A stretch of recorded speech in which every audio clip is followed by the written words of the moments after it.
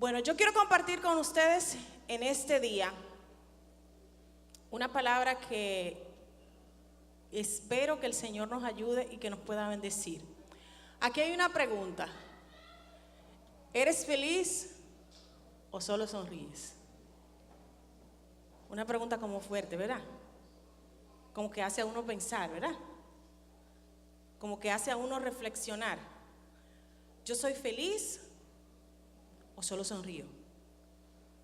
Porque estamos acostumbrados, a veces, lo que más estamos acostumbrados es a sonreírle a la vida, porque hay un refrán que dice así: sonríele a la vida.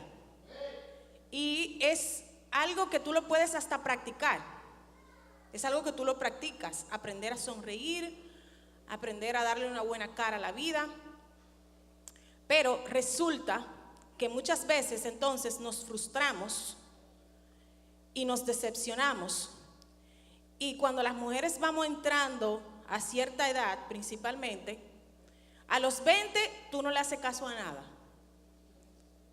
Y los hombres también. Y tú estás viviendo la vida y tú no analizas mucho y tú empiezas una relación con una persona y tú le dices: contigo hasta debajo del puente.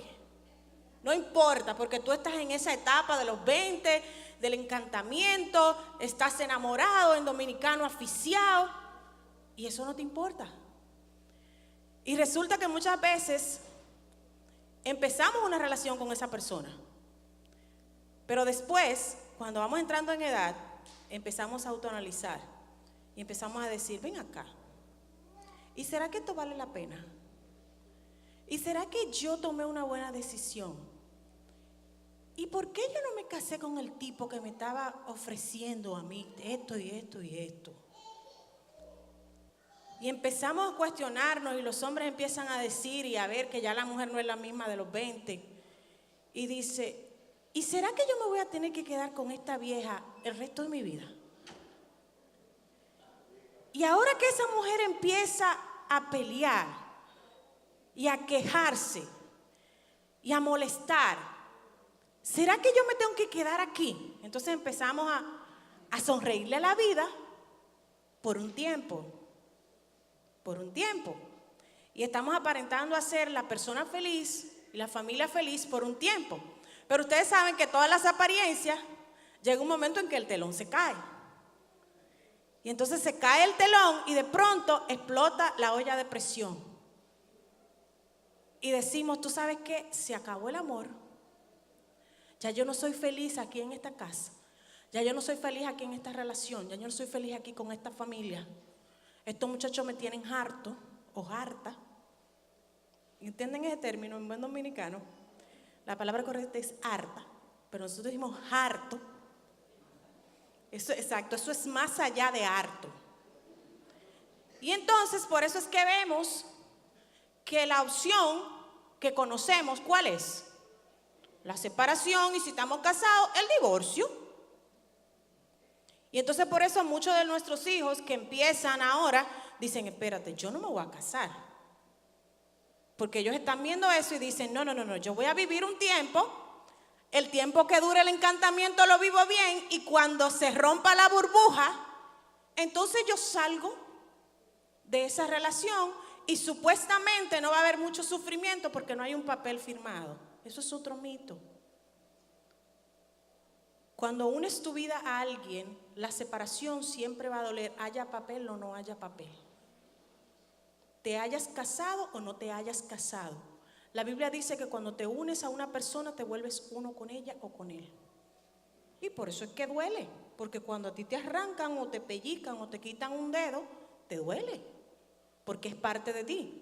Esa persona fue parte de ti o es parte de ti, así que te va a doler. Eso es un mito pensar: no, porque déjame vivir un tiempo en una relación libre, supuestamente, pero si no me llama hay problema.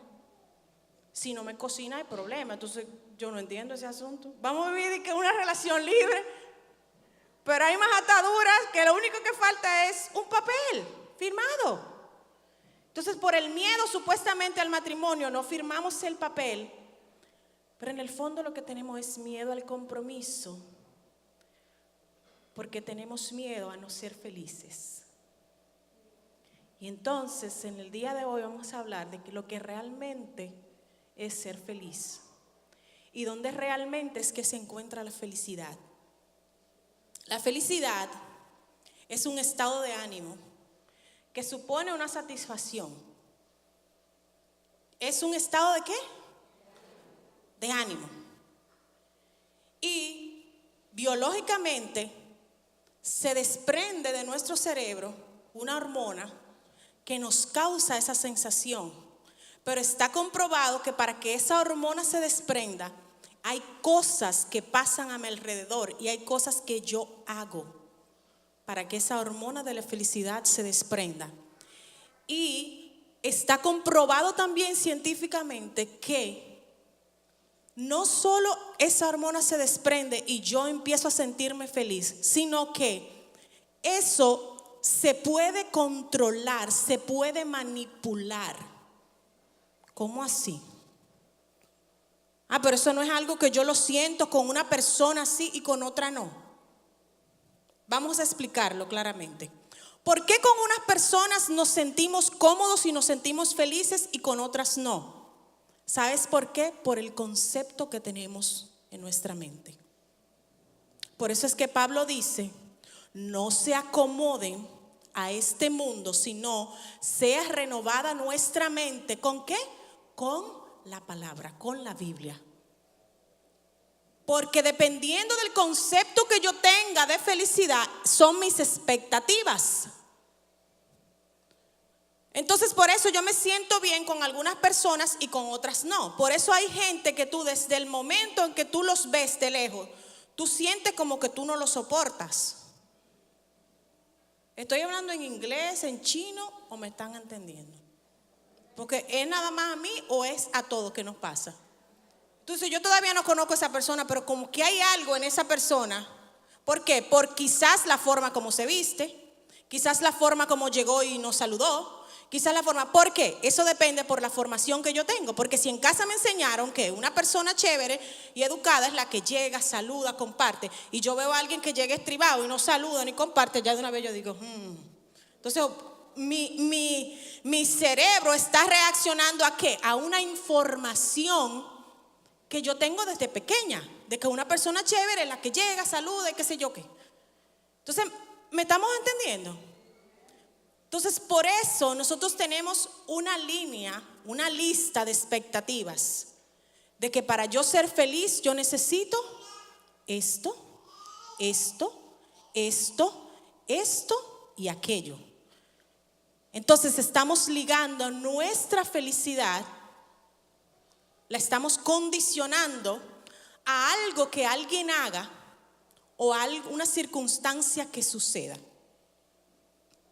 Dije que es un estado de ánimo de la persona que se siente plenamente satisfecha o por algo que está disfrutando y cree que es bueno. ¿Por qué yo me siento plenamente satisfecho con algo o no me siento satisfecho con algo? ¿Por qué yo dije que era anteriormente? Por el concepto que yo tengo en mi cabeza. Porque si yo soy muy exigente, yo voy a tener un estándar más alto. Si yo soy menos exigente, yo voy a tener un estándar menos alto. Y entonces yo voy a aprender, como dice Pablo, a contentarme cualquiera sea mi necesidad. Pero hay algo interesante en ese versículo que dice Pablo. Pablo empieza diciendo, he aprendido. ¿Qué significa? He aprendido.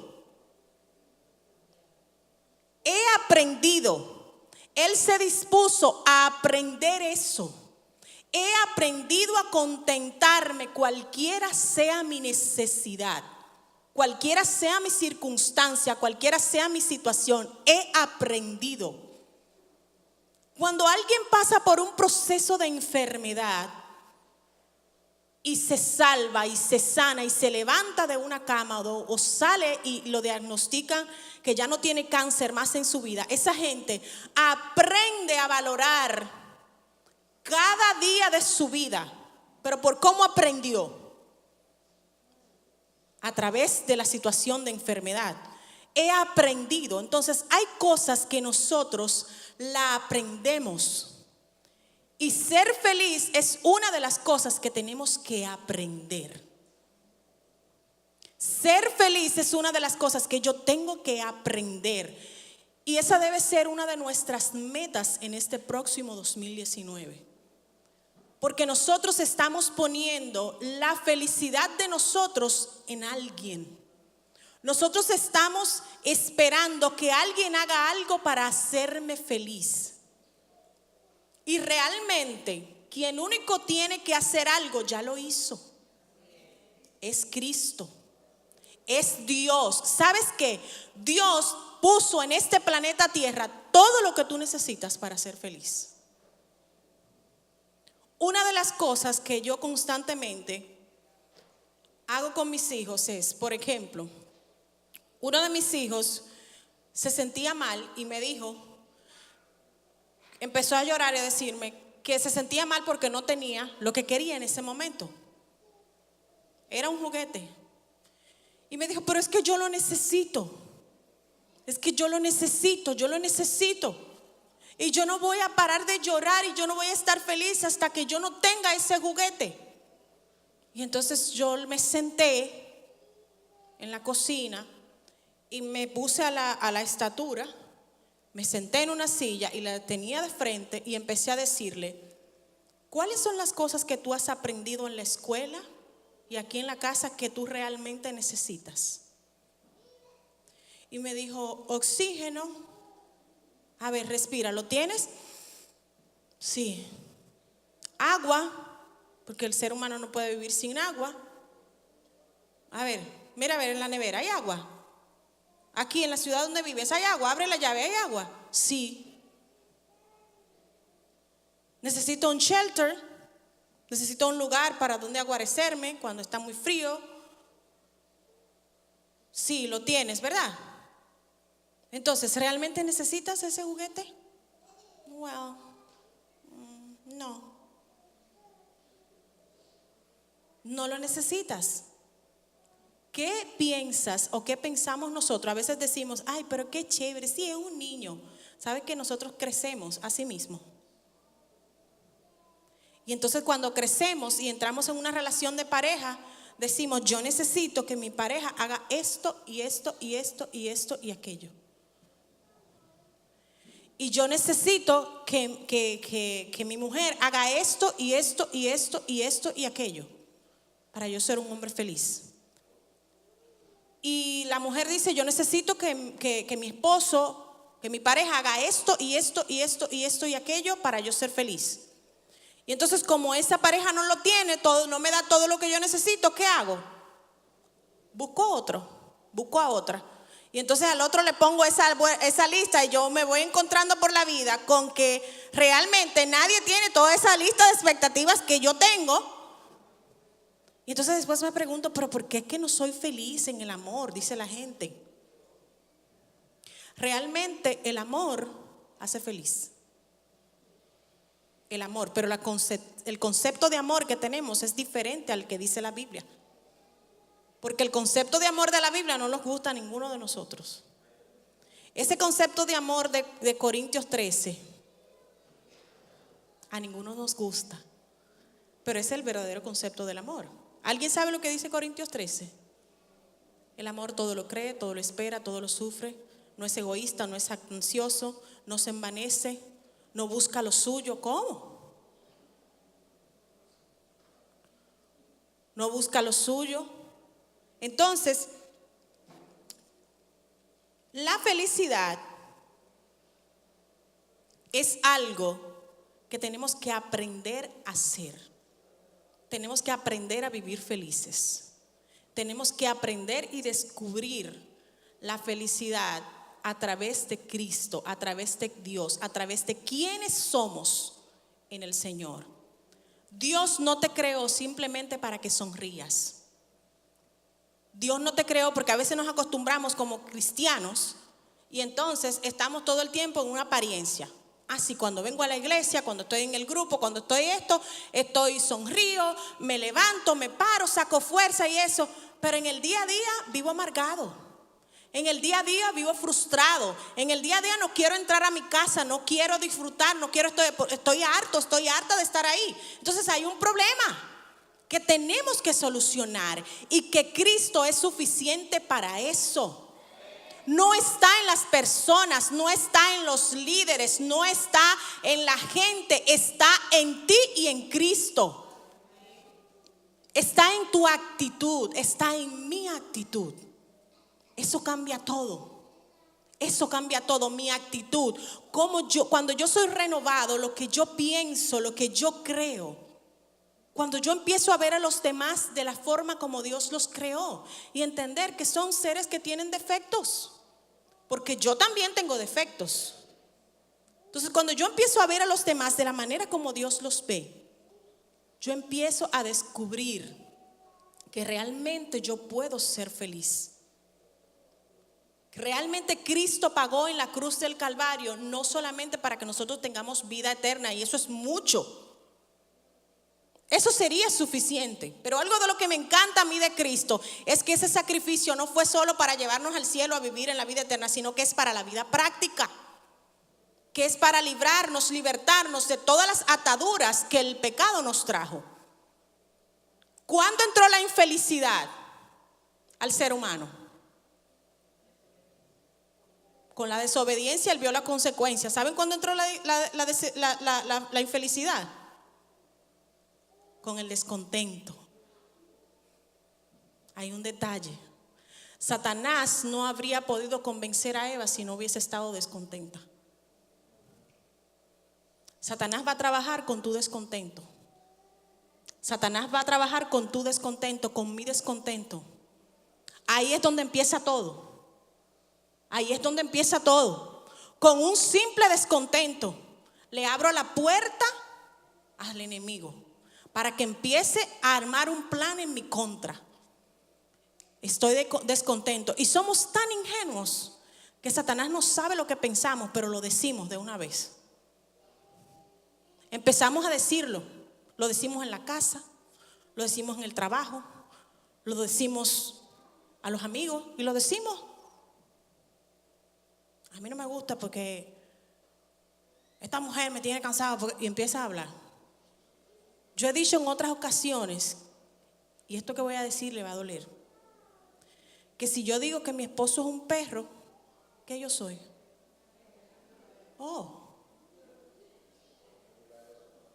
No diga eso, es duro. Pero ¿qué hago yo diciendo tantas cosas? Si yo estoy ahí y yo lo elegí, ¿eso habla de mí? Yo lo elegí, porque en ese tiempo eso era lo que yo quería y eso era lo que mi capacidad me daba para ver. Pero entonces después lo quiero cambiar. Entonces después yo quiero que sea como el de fulana. Y que me abra la puerta del carro como se le abre fulano a fulana. Pues fulano abre la puerta del carro, pero tú no sabes lo que nos hace en la casa. Tú no sabes si está haciendo eso, pero no hace otra cosa. Entonces hay que aprender a ser feliz. La felicidad no depende de la otra persona, depende de mi relación con Dios. Cuando yo encuentro significado en quién yo soy, quién me creó, cuál es mi valor, de ahí es donde depende la felicidad. Cuando yo encuentro mi propósito en la vida, eso es lo que causa la felicidad más grande. No es lo que haga la persona que está a tu lado. Hay 3 cosas que nosotros podemos hacer, y una de ellas es amar.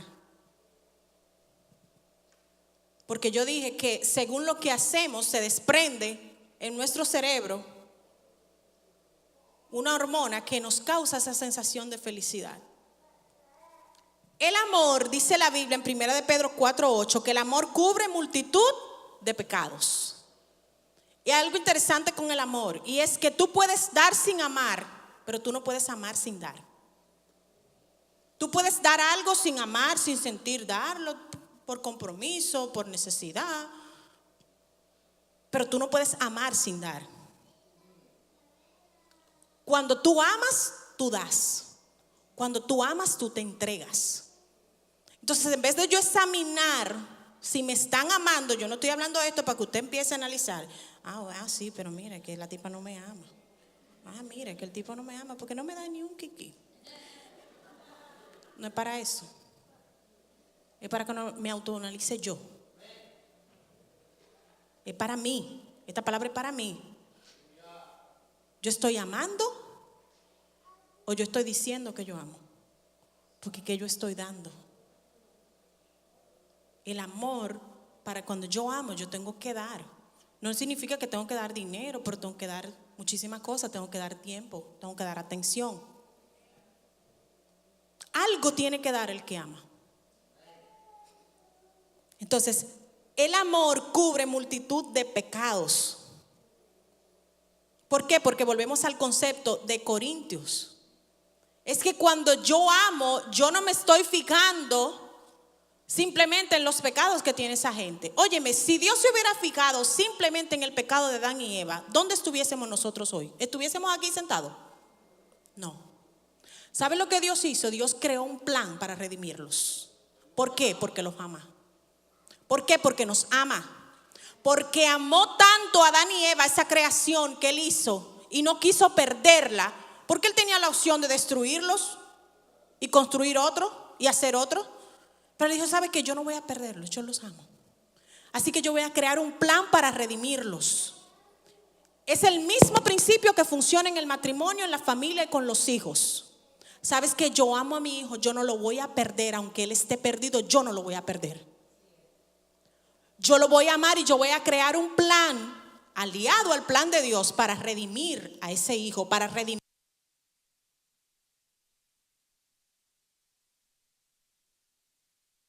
Yo voy a crear un plan alineado al plan de Dios para redimir. ¿Por qué? Porque el amor cubre multitud de pecados. Tú dejas a esa pareja y te vas a encontrar con otro que es un pecador igualito, que es una pecadora igualito. O cuando viene a ver peor. Y nos pasa lo que dice el refrán: salimos de Guatemala y nos metimos en Guatapeor. Entonces, el amor cubre multitud de pecados. Dijo un filósofo que el amor ayuda a romper el ego. Ay, mamá. El amor ayuda a romper el ego, a superar la barrera de la vanidad que impiden ser felices. Hay dos cosas que impiden ser felices: el ego y la vanidad. Entonces, yo puedo ser feliz con una pareja a mi lado que en este momento no tiene todo el bling bling que yo necesito para cubrir ese asunto que yo tengo de vanidad. Entonces yo decido dejarla porque ese no suple, ese no tiene todos los check marks, ese no gana tanto para cubrir el estándar de vanidad que yo tengo. O tengo un hombre a mi lado que es bueno, que es quizás el sueño de Dios para mí, y yo digo, no, porque es que ese tipo se ve como, tú sabes, como que no se ve a mi altura. Ese tipo yo como que no le veo como instinto de superación. Y empezamos, entonces, ¿sabe qué es eso? Eso es vanidad. Eso es vanidad. Eso no hay otra palabra que lo define, eso es vanidad. Y entonces la vanidad me impide ser feliz y el ego también.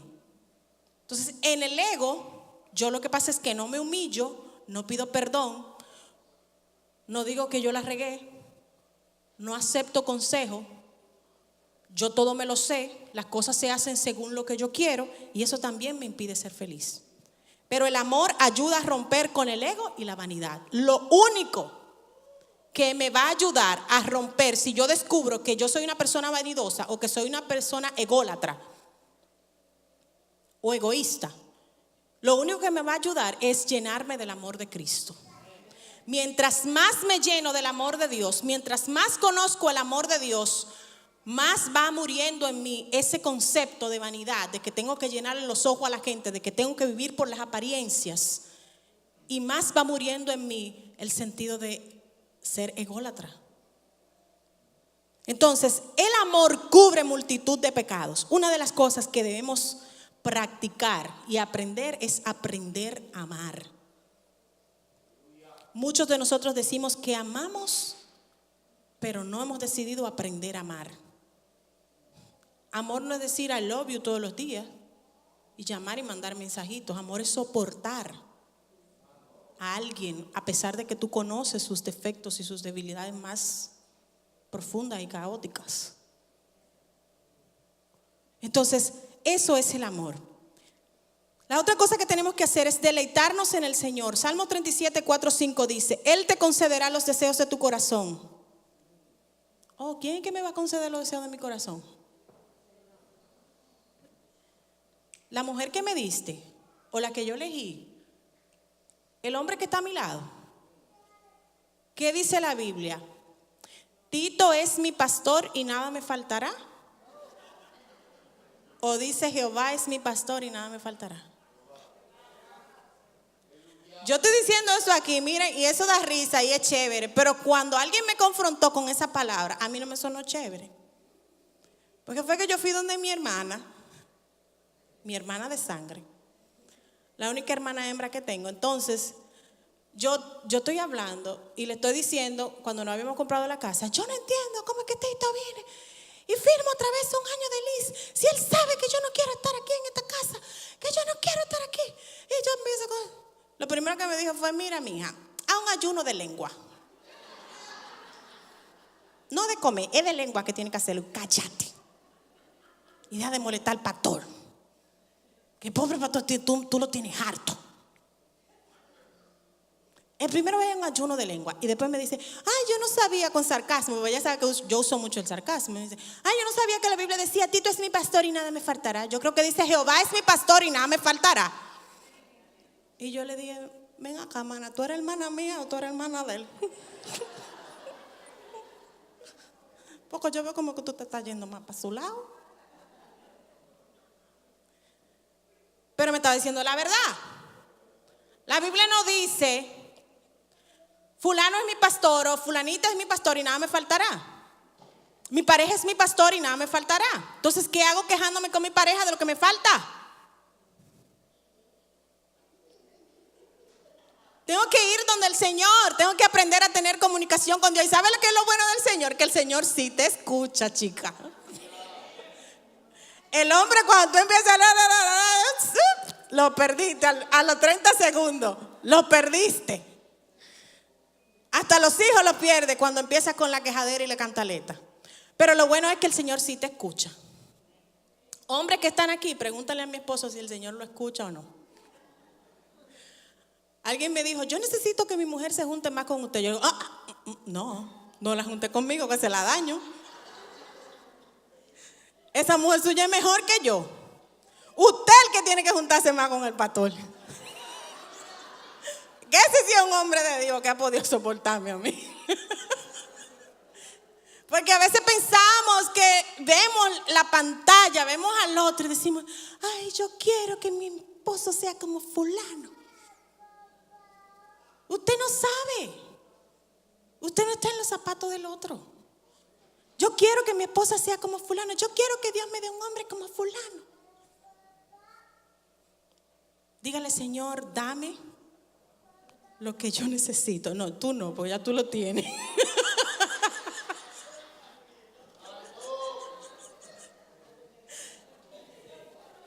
Deleítate en el Señor.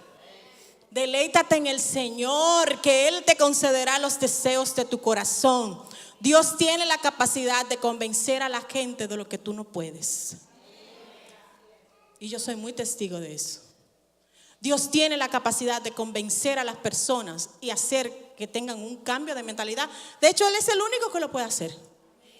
Por más que tú quieras, por más que tú pelees, por más que tú digas, por más que tú exijas, por más cosas que tú hagas, nosotros no lo logramos igual. Nosotros nos cansamos, nos drenamos, gastamos energías porque empezamos a pelear con nuestras fuerzas. Y nuestras fuerzas no funcionan. Nuestras estrategias no funcionan. Funcionan por una semana, por 3 días. Pero no logran una transformación que perdure, y eso es lo que tú quieres. Es una transformación lo que tú quieres. Entonces, si tú anhelas una transformación para ti, para tu familia, para tu matrimonio, lo tienes que empezar a buscar es en Cristo. Lo tienes que empezar a buscar es en Dios y empezar a decirle: Señor, ayúdame a deleitarme en ti. Trabaja conmigo, Señor. Confróntame. Dirígeme, guíame, instrúyeme.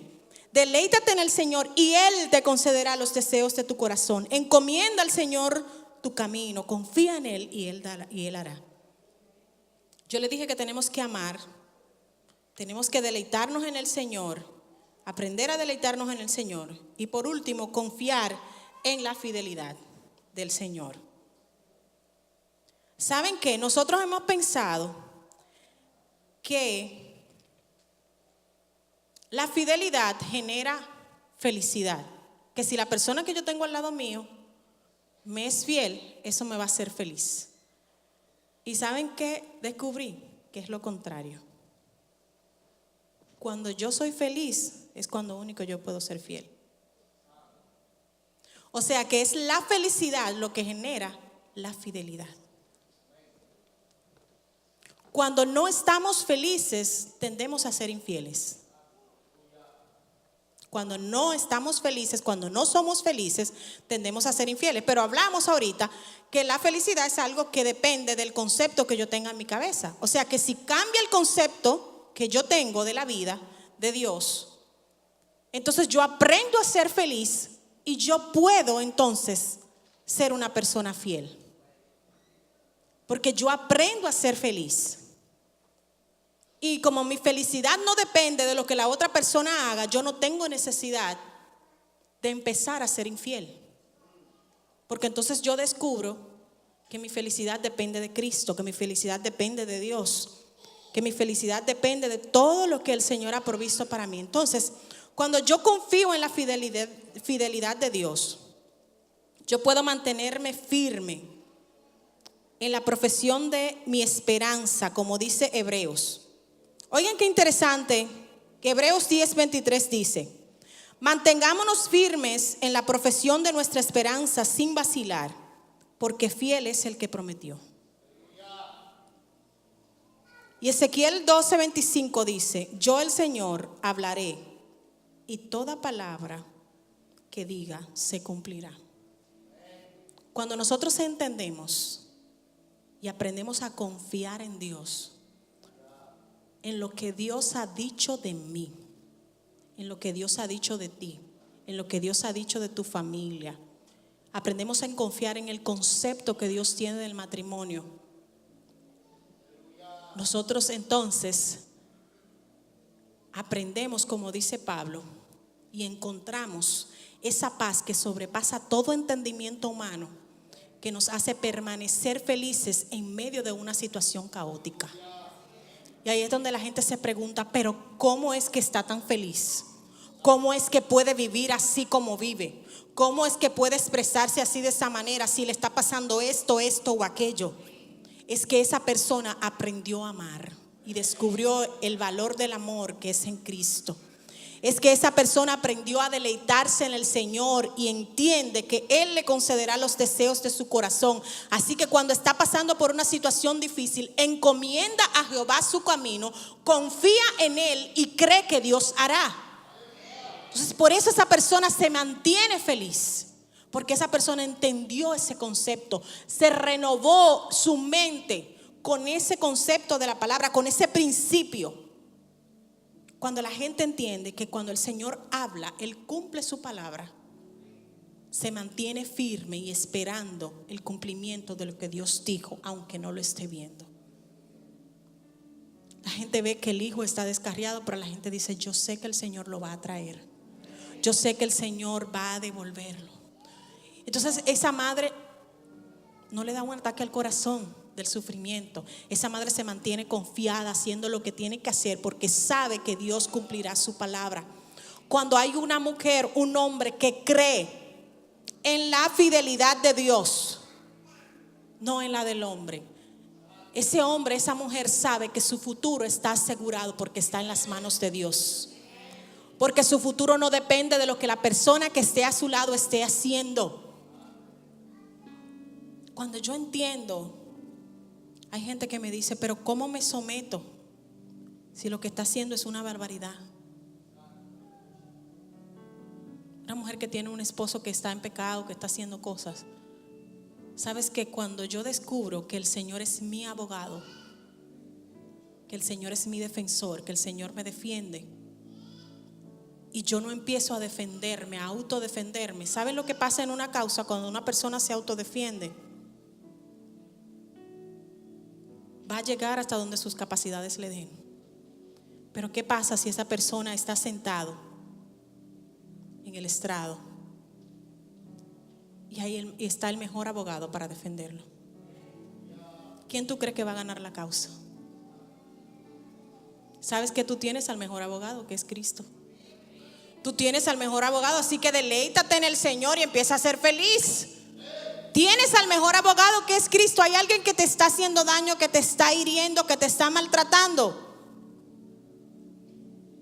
Y tú estás diciendo, ¿hasta cuándo, Señor?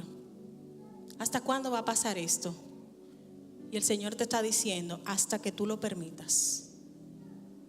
Pero sabes que ese permitirle o no permitirle no es físico, es mental. Es que cuando tu principio de la palabra cambia, cuando tu principio mental cambia, tu entera forma de actuar cambia, tu entera forma de vivir cambia. Entonces ya tú no eres una víctima más. Tú no eres una víctima más cuando eres transformado con la palabra de Dios. Tú empiezas a descubrir tu valor en Dios como hombre, tu valor en Dios como mujer, tu valor en Dios como hijo. Y como ya no eres una víctima, ¿sabes qué? Nadie quiere a una víctima al lado. Cuando una mujer se vuelve una víctima, o un hombre se vuelve una víctima, se vuelve menos interesante. O sea, ya no interesa. Cuando tú descubres tu valor en Dios, sin que tengas que llegar al punto de ser ególatra, de ser egoísta, tú te vuelves una mujer interesante. Tú te vuelves una mujer atractiva. Tú te vuelves un hombre interesante. Tú te vuelves un hombre atractivo. Pero no es por lo que haces, es porque tu mentalidad ha cambiado. Entonces te estás pareciendo más a Cristo. Te estás pareciendo más a Cristo. Y cuando te pareces más a Cristo y adoptas más la imagen de Cristo, esa es tu verdadera identidad. Así que ahí es donde te vas a desarrollar, ahí es donde vas a brillar a plenitud. Y eso es lo que Dios quiere para nosotros. Cuando descubrimos nuestro propósito, ahí es donde realmente empezamos a vivir felices. Después de haber hablado tanto todo esto, ¿vamos a ser personas felices o personas que sonríen? Felices, porque nuestra felicidad, todo lo que necesitamos para ella ya está, ya Dios lo proveyó. Es amor, es deleitarnos en el Señor y es confiar en la fidelidad de Dios. Eso es todo lo que necesitas para empezar a vivir un 2019 feliz, y ya lo tienes porque Cristo